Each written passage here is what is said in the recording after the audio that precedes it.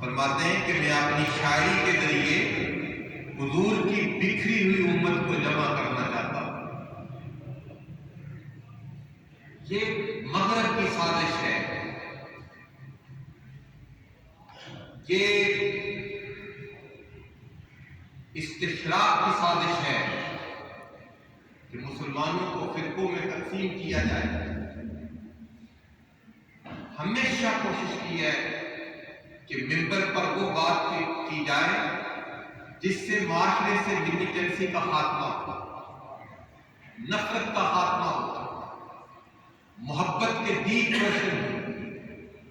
اور ہم جب مبلغ کا مطلب یہ ہوتا ہے بلغ یبلغ و تبلیغ، اسی سے مبلغ ہے۔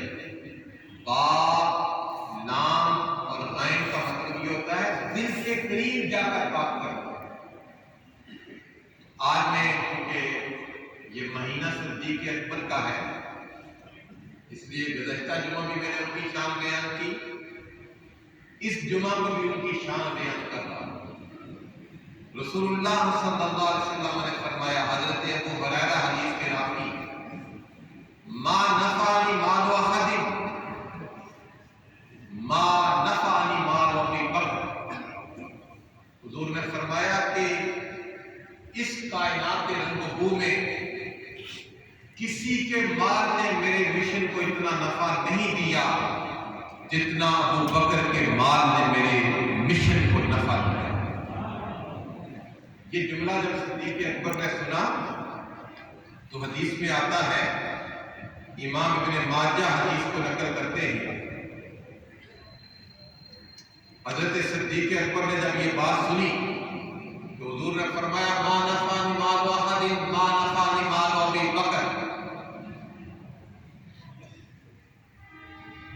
صدیق اکبر نے جب یہ سنا کہ حضور کہتے ہیں کہ کسی کے مال نے مجھے اتنا نفع نہیں دیا جتنا ابو بکر کے مال نے نفع دیا ہے، تو حدیث کے لفظ ہے فبکا ابو بکر۔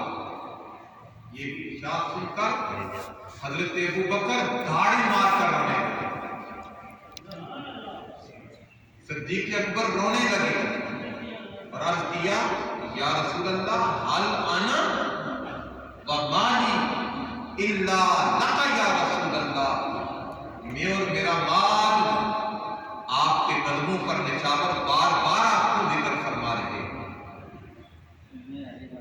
پھر سیدنا صدیق اکبر رضی اللہ تعالی عنہ آپ کے لیے آقا علیہ السلام نے فرمایا، لو كنت متخذا من امتی خلیلا لاتخذت ابا بکر ولكن اخی وصاحبی، کہ اگر میں اس امت میں کسی کو خلیل بناتا تو ابو بکر کو بناتا،